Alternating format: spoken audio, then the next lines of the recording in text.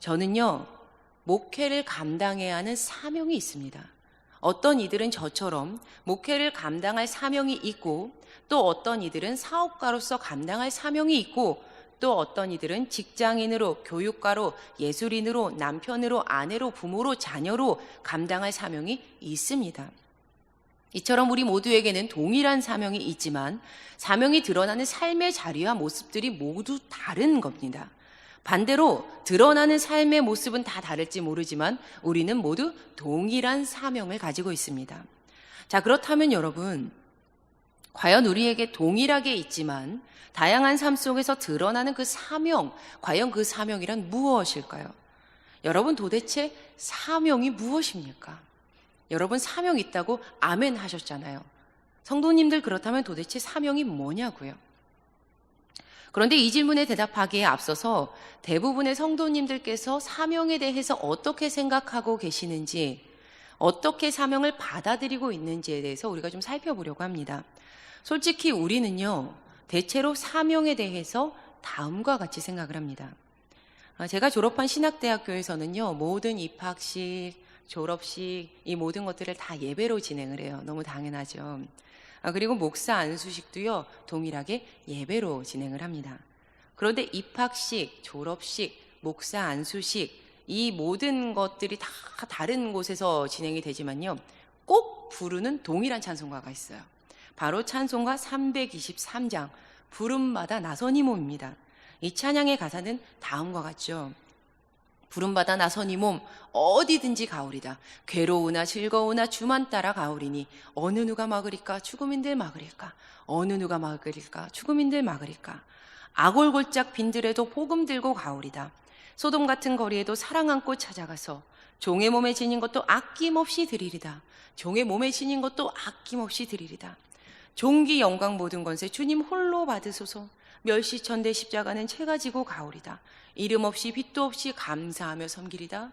이름 없이 빛도 없이 감사하며 섬기리다.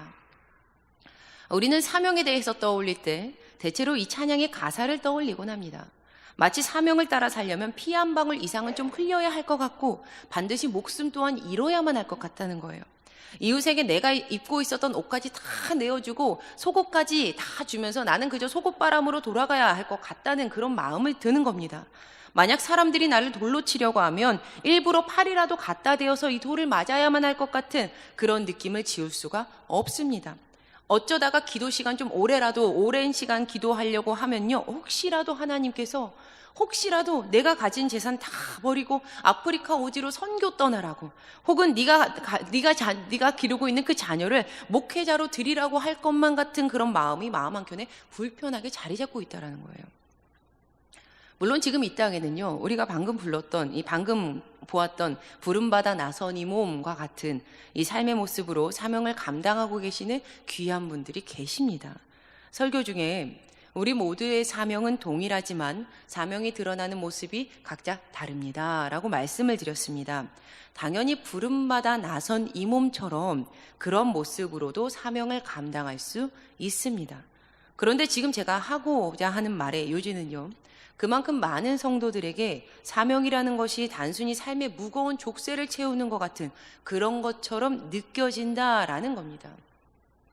그래서 어떤 분들은요, 찬송가 323장을요, 멸시천대 십자가는 제가 지고 가오리다 하고 이렇게 장난하면서 부르시기도 해요. 자기가 안 진다는 거예요. 저 친구가 진다는 거예요. 제가 목사가 되고 나서 성도님들께 종종 듣는 말에 카테고리들이 있습니다. 그 중에 한 가지가요, 목사님 힘드시죠? 사명 감당하는 것이 얼마나 힘들어요 입니다. 그럼요, 제가 이렇게 항상 대답하면서 되묻습니다. 성도님, 이 세상에 그리스도인으로 살면서 쉬운 인생이 있습니까? 모든 그리스도인들의 인생이 쉽지 않죠. 성도님, 힘드시죠? 사명을 지고 있기 때문에 힘들다? 사명 때문에 인생이 무겁다? 특별히 사명은 힘든 것, 고난과 고통의 연속일 뿐이다? 저는 그렇게 생각하지 않습니다. 왜냐하면 성경이 그렇게 말하고 있지 않기 때문이에요. 우리 주님께서는 좋은 나무는 그 좋은 열매를 보아 안다라고 말씀하시는데, 좋은 나무가 좋은 열매를 맺는 방법을 우리는 좀 살펴보아야 합니다. 좋은 나무는요, 그저 좋은 뿌리로 좋은 양분을 먹기만 했는데 저절로 좋은 열매가 맺혀서 드러난 것입니다. 즉, 주 예수 그리스도와 연결되어서 은혜를 공급받으면서 살면 저절로 자연스럽게 삶 속에서 사명이 드러나는 것이 인지상정이라는 것이죠. 좋은 열매가 사명이 되어서 맺히더라라는 겁니다. 때문에 사명을 감당하면 분명한 상급이 있습니다. 빌립보서 3장 14절 말씀을 함께 읽어보시겠습니다. 시작. 표대를 향하여 그리스도 예수 안에서 하나님이 위에서 부르신 부름의 상을 위하여 달려가노라. 할렐루야. 아멘. 성도님들, 사명은요, 상을 주시기 위한 하나님의 통로입니다. 사명에는요, 분명한 상급이 존재해요. 자, 그렇다면 무엇보다도 먼저 우리 성도들이 사명에 대해서 잘못 생각하고 있는 어그러진 인식부터 바꾸어야 하지 않겠습니까? 사명은요, 어려운 것만이 아닙니다. 사명은요, 힘든 것만이 아니에요. 사명은요, 도리어 예수님과 연결되어 있을 때 아주 자연스럽게 아주 기쁨으로 능히 감당하게 되는 것이 바로 사명입니다. 그러나 애석하게도 사명이 100% 쉽다고는 말할 수 없습니다. 사명이 인생에 괴로움을 주고자 하는 것은 아니지만 사명이 방에서 단순히 누워서 손 하나 까딱하지 않고 완성되는 쉬운 일은 아니라는 거예요. 그런데 여러분, 이런 생각 안 해보셨습니까? 너무 쉬우면요, 가짜예요. 혹시 길거리에 붙어있는 한 달 안에 수억 원의 돈을 벌 수 있다라는 이런 핸드폰 번호 하나 딱 남겨놓은 이런 전단지 보신 적 있으신가요? 여러분, 이거 진짜입니까? 가짜죠. 당연히 사기예요. 도리어 너무 쉬운 것은 사기이고 사기치는 것이고 속이고 빼앗는 가짜인 경우가 태반입니다. 제가 신학대학교를 다닐 당시에 한 집회에 참석했을 때 일입니다. 기본적인 생활도 하시기 굉장히 어려운 오지에서 사역하고 계시는 선교사님을 모시고 말씀을 듣고 있었어요. 그러니까 제가 그분의 말씀을 들으면서 하나님께 이렇게 간절히 기도했습니다. 하나님, 저는 아니에요. 저는 저분과는 달라요. 저는 저렇게 할 수 없어요. 이게 얼마나 부끄럽습니까? 그런 말씀 들으면서 하나님, 저도 그렇게 살게 해주세요가 아니라요, 제가 진지하게 진심을 담아서 하나님, 저는 아니에요. 전 저분이랑 저렇게 똑같이 살 수 없어요. 이렇게 기도했어요. 그러자 하나님께서 제 마음을 강하게 때리시면서 말씀하셨습니다. 아니지. 지금 네가 있는 그 자리에서, 내가 너를 부른 그 자리에서 너 또한 저 선교사처럼 목숨 걸며 사역하고 목숨 걸며 사명 감당해야지. 아, 그렇구나. 지금 내가 있는 바로 이 자리가 내가 철저하게 사명을 감당해야 할 자리구나. 이 깨달음에 곰곰이 생각해 보니까요, 당시 제가 감당하고 있었던 그 일이 결코 그렇게 쉬운 일은 아니더라고요. 그러나 또 한편으로 곰곰이 생각을 해보니까 그 일이 제가 감당하기에 너무 벅찬 일 또한 아니더라고요. 제가 삶 속에서 사명에 대해서 고민을 할 때 존경하는 한 선배 목사님께서 저에게 이런 말씀해 주셨습니다. 인생에 100% 선물은 없더라. 반은 선물이지만 반은 사명이야. 사실은요, 담임 목사님께서 저에게 과거에 해주셨던 말씀이에요. 100% 선물 없더라. 반은 선물인데 반은 사명이야. 하나님께서 여러분의 인생에 주신 그 사명의 반은 선물입니다. 그러나 그 선물의 반은 사명이에요.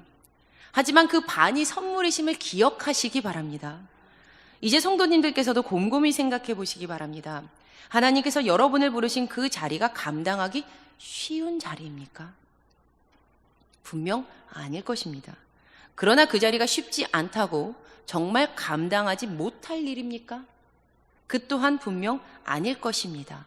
왜냐하면 하나님께서는 고린도전서 10장 31절 말씀에 사람이 감당할 시험 밖에는 너희가 당한 것이 없나니 오직 하나님은 미쁘사 너희가 감당하지 못할 시험 당함을 허락하지 아니하시고 시험 당할 즈음에 또한 피할 길을 내사 너희로 능히 감당하게 하시느니라.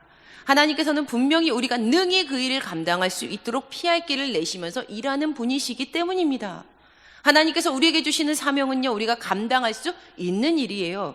지금 내가 있는 바로 이 자리가 능히 감당할 수 있는 그 사명의 자리입니다. 지금 나에게 맡겨주신 그 일이 내가 해낼 수 있는 사명의 일이에요. 자, 그렇다면 이제 우리는요, 잘못된 사명에 대한 어그러진 인식을 다 버리고요, 사명에 대해서 새로운 생각을 장착해야 합니다. 그리고 이제는 다음 스텝으로 나가봐야 돼요. 이제 그 시선을 가지고요, 진짜 무엇이 사명인지, 내가 뭐 하면서 살아야 하는지에 대해서 이제 알아보아야 합니다. 사명에 대한 인식을 바꾼 다음에 뭐가 사명일까? 무엇이 사명이지?에 대해서 깨닫는 것은요, 굉장히 중요해요. 왜냐하면 비록 사명을 어그러지게 바라보았던 시선이 바뀌기는 했지만요, 뭐가 사명인지 제대로 알지 못하면, 정의가 바로 서 있지 못하면요, 우리는 사람의 의와 사람의 욕심을 가지고 그것을 사명으로 착각해서 도리어 하나님의 사명을 그르치면서 살 수 있는 존재이기 때문이에요. 하나님께서는 우리를 지으실 때 다음과 같은 목적을 가지고 창조하셨습니다. 다 함께 이사야 43장 21절 말씀을 읽어보시겠습니다. 시작. 이 백성은 나를 찬송하게 하려 함이니라. 하나님께서는요, 우리가 하나님을 찬송하는 인생을 살도록 하시고자 우리를 지으셨습니다.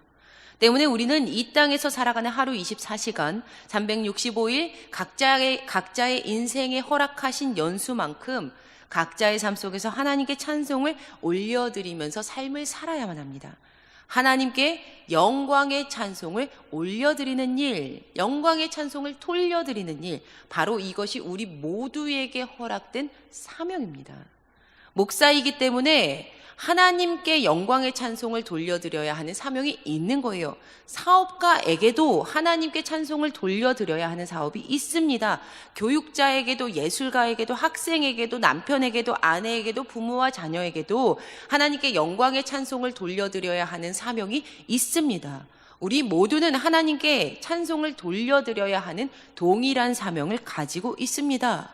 그런데 우리가 여기서 놓치지 말아야 할 부분이 있습니다. 바로 하나님을 찬송하는 일은 지금 이렇게 예배에 나와서 하나님께 찬송 올려드리는 이 일을 포함하여서 보다 더 넓은 일이라는 거예요. 하나님을 찬송하는 것은 우리의 현실, 각자의 삶의 모든 삶의 모습들, 집에서의 모습, 걸어 다닐 때의 모습, 관계 가운데의 모습, 이 모습까지 다 포함되어 있다는 것입니다. 나의 삶의 모든 영역을 통해서 하나님께서 영광을 받으셔야 진짜 사명 감당하는 삶의 모습입니다. 만약 내 삶의 모습을 통해서, 나의 언행심사 통해서 하나님의 이름이 찬송을 받는 것이 아니라 도리어 가려지게 된다면 그것은 결단코 사명을 감당하는 사람의 삶이 아닙니다. 구약의 인물이었던 요셉은 형들의 시기로 이집트의 노예로 팔려가요. 보디발 장군의 집에서 일했던 요셉이 모함을 받아서 죄수의 신분으로 감옥에까지 갇히게 됩니다. 그러나 요셉이요, 노예로 살았던, 죄수로 살았던 그의 자신의 삶의 모습을 통해서 하나님을 모르는 이웃들에게까지 다 신임을 받습니다. 그가 총리가 되었을 때요, 하나님을 몰랐던 바로가 이렇게 하나님을 높여 찬송을 하더라는 거예요. 바로가 그의 신하들에게 이르되 이와 같이 하나님의 영에 감동된 사람을 우리가 어찌 찾을 수 있겠는가? 여러분, 지금 왜 한국교회가 도리어 한국 사람들의 걱정거리가 되었습니까? 예수님 믿는다고 하면서도 그리스도인인 우리가 세상 사람들보다 더 못하게 살고 있기 때문은 아닙니까? 교회 다니는 사람들이 세상 사람들보다 더 냉정하고 이기적이고 더 용서하지 않는다라는 말이 심심치 않게 들리고 있습니다. 디모데후서 3장을 읽으면요, 마지막 때의 타락상에 대해서 고발을 하고 있는데 이 말씀을 읽으면 참 경각심이 듭니다. 디모데후서 3장 1절에서 5절 말씀 함께 읽어보시겠습니다. 시작. 너는 이것을 알라. 말세에 고통하는 때가 이르러 사람들이 자기를 사랑하며 돈을 사랑하며 자랑하며 교만하며 비방하며 부모를 거역하며 감사하지 아니하며 거룩하지 아니하며 무정하며 원통함을 풀지 아니하며 모함하며 절제하지 못하며 사나우며 선한 것을 좋아하지 아니하며 배신하며 조급하며 자만하며 쾌락을 사랑하기를 하나님 사랑하는 것보다 더하며 경건의 모양은 있으나 경건의 능력은 무인하니 이 같은 자들에게서 내가 돌아서라. 여러분, 정말 이 모든 말씀이 나와는 전혀 상관없는 말씀입니까?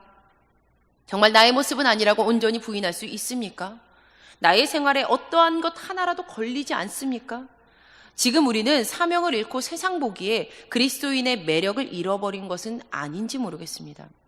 사실 기독교인들이 말하고 있는 지금 내가 사명자입니다 라고 있는 이 사명이라는 말이 하나님께 찬양을 돌려드리기 위해서라기보다는 자기 자신도 우둔하여서 깨닫지 못한 채 자신의 숨겨진 욕망, 바람, 자신의 생각을 실현시키고자 하는 그러한 근거로 사용되고 있는 것은 아닌지, 지금 이 시간 저를 포함한 우리 모두가요, 신년 첫날 이 시간에 철저하게 하나님 앞에서 기도하면서 점검해 보아야 한다라고 생각합니다. 우리 감리교인들이요, 신앙생활을 할 때 웨슬리의 4대 지표를 기초로 삼습니다. 4대 지표. 성서, 전통, 이성, 체험이에요. 성서, 전통, 이성, 체험. 그러니까 이 네 가지가 다 있어야 우리가 건강하고 올바른 신앙생활을 한다라는 건데요. 성서와 체험은 있는데 전통에서 벗어나고 이성적이지 않다라는 것은 우리가 좀 돌이켜야 할 부분이 있다라는 이러한 그 잣대가 됩니다. 여러분 잘 들어봐 주세요. 먼저 하나님께서는요, 초이성적인 분이시지 비이성적인 분이 아니십니다. 이 말은 뭐냐면요, 하나님께서 전지전능하시다라는 것은 유한한 피조물인 사람의 머리로 이해되지 않는 초이성적인 일을 태초에 천지를 창조하시고 구원을 하시고 하는 그런 일들을 행하시기 때문이지 비이성적인 일을 마구잡이로 하시기 때문이 아니라는 거예요. 하나님께서 사계절을 지내도록 만드신 그 땅에는요, 봄에는 꽃이 피고 여름에는 열매 맺고 가을에는 추수하고 겨울에는 눈이 오도록 설계하셨습니다. 작년 2019년 겨울에서 이렇게 겨울로 넘어가는 10월 마지막 주 시점에요, 제주도에 봄꽃인 목련과 벚꽃이 피었다는 뉴스가 있었어요. 여러분 혹시 기억하세요? 그래서 학계에서 이 일을 연구하려고 난리가 났었다라는 거예요. 또 많은 사람들이 이 겨울에 봄꽃이 폈으니까 제주도로 사진 찍으러 여행을 막 갔답니다. 여러분 왜 연구하고 왜 여행 갑니까? 이상하기 때문이죠. 하나님께서 지으신 질서에 어긋났기 때문입니다. 하나님께서는 비이성적이지 않으십니다. 만약 비이성적인 일을 하면서 지금 내가 하나님께 찬송을 올려드리고 있는 사명을 감당하고 있다라고 말을 한다면 그보다 더 속상한 일은 없을 겁니다. 몇 가지 예를 더 덧붙이면요, 하나님께서 하나로 맺어주신 가정 안에서만 남자와 남편과 아내가 서로 사랑하도록 지으셨지 언약을 맺지 않은 옆집 누군가와 사랑하도록 지으시지 않으셨다는 겁니다. 저는 하나님께 기도하던 중에 목사님과 함께 살라는 사명 주셨어요 라면서 목사님을 스토킹하는 그러한 성도도 본 적이 있습니다. 사실은 성도 아니죠. 여러분 진짜 사명입니까? 시험 공부 하나도 안 했으면서 다 찍어서 만점 맞기 위해서 하나님의 이름을 이용하는 것은요, 결코 사명 감당하는 그런 사명인의 모습이 아니더라는 거예요. 우리는 하나님께서 허락하신 질서를 거스르면서 이 일이 하나님께서 나에게 사명으로 주신 거야 라면서 스스로 착각 가운데 빠져서 살아서는 안 됩니다. 또 하나님, 이 사업 대박 터지면요, 하나님이 영광 받으실 거예요. 이 일만 잘 되면 제가 하나님께 얼마 헌금할 수 있지 않습니까? 이것이 좀 풀려야 하나님의 일 더 잘할 수 있지요 라는 나의 바람이 사명과 동일시 되어서도 안 됩니다. 우리는 하나님께서 하나님의 이름이 찬송을 받기 위해서 나에게 이 일을 하게 하셨다라고 주장하기 이전에, 그 전에 나의 생각, 나의 모든 것들을 다 내려놓고 다시 하나님 앞에 철저하게 무릎을 꿇어서 진짜 내가 감당해야 할 사명이 무엇인지 하나님께 여쭈어 보아야 합니다. 나의 삶에서 하나님의 이름이 영광을 가리는 일은 없었는지, 복음 전하며 사랑을 외쳤던 나의 입술에서 사실은 전혀 다른 부정의 말, 불신의 말이 습관적으로 흘러나오고 있다면, 그렇다면 그 일에서 돌이키고, 나의 삶 속에서 하나님께서 원하시지 않는 거룩하지 못한 습관이 있다면 끊어버리고, 나의 인생에서 하나님께서 특별하게 요청하시는 일이 있다면 그렇다면 믿음으로 하나님과 함께 그 일을 하기 위해서 걸어가고, 여러분 이왕 사명 감당하는 삶이라면 2020년도에 좀 제대로 사명 감당해야 하지 않겠습니까? 나의 삶을 통해서 하나님의 이름이 이 세상 가운데 찬송을 받는 것은, 즉 내가 사명을 감당하는 것은 나의 계획, 내 생각, 나의 바람대로 할 것이 아니라 하나님의 뜻대로 할 때에야 진짜입니다. 그리고 바로 그때에야 우리는 비로소 우리의 삶을 밝히 볼 수 있게 될 것입니다. 우리가 부인할 수 없는 사실, 우리의 인생은 한치 앞을 볼 수 없는 안개투성이로 가득하다라는 것이죠. 여러분 안개가 자욱이 깔린 길을 가본 경험이 있으십니까? 그때 어떠하셨습니까? 안개 속에서 앞이 하나도 보이지 않아요. 그래서 참 두렵죠. 하지만 사실 그 안개만큼 세상 약한 것도 없습니다. 왜냐하면 빛이 임하면, 밝은 빛만 임하면 앞을 가리며 자욱했던 그 안개가 어느새 금방 걷히고 언제 그랬냐는 듯이 앞길이 환히 보이기 때문입니다. 햇볕만 뜨면 됩니다.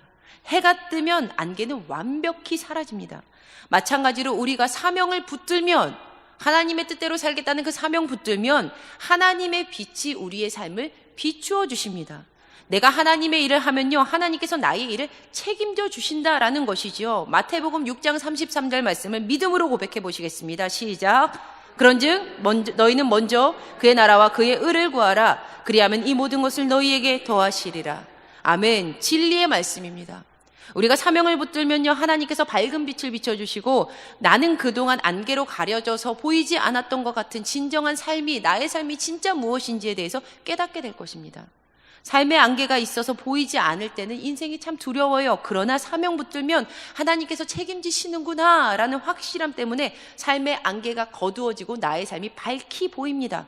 그러니 사랑하는 성도님들, 올 한 해 사명 붙드시고 그 두려움의 절벽에서 뛰어내려 보시기를 바랍니다. 분명 사명 붙들고 뛴 이의 그 밑은요, 푸른 풀밭, 푸른 초장입니다. 할렐루야, 아멘. 오늘 우리가 본문으로 읽은 사도행전 20장을 통해서요, 하나님께서는 우리에게 다시금 사명에 대해서 말씀하고 계십니다.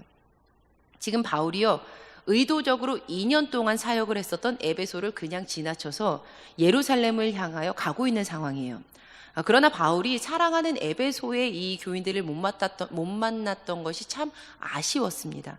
때문에 에베소 장로들에게 나는 예루살렘을 방문하고 예루살렘을 향하여 가고 있습니다 라는 사실을 알리고 그들이 자신을 만나러 와주기를 청했습니다. 드디어 바울과 에베소의 장로들이 만나게 되었고요. 바울은요, 성령님께서 지금 바울을 예루살렘으로 이끌고 계십니다 라고 그 말씀을 전합니다.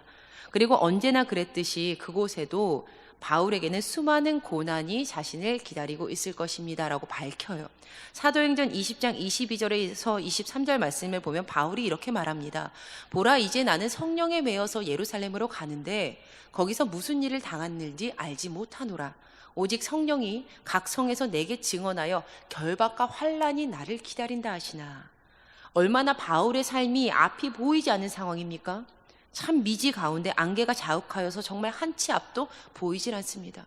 그러나 바울이요, 이렇게 고백합니다. 사도행전 20장 24절의 말씀을 합독해 보시겠습니다. 시작.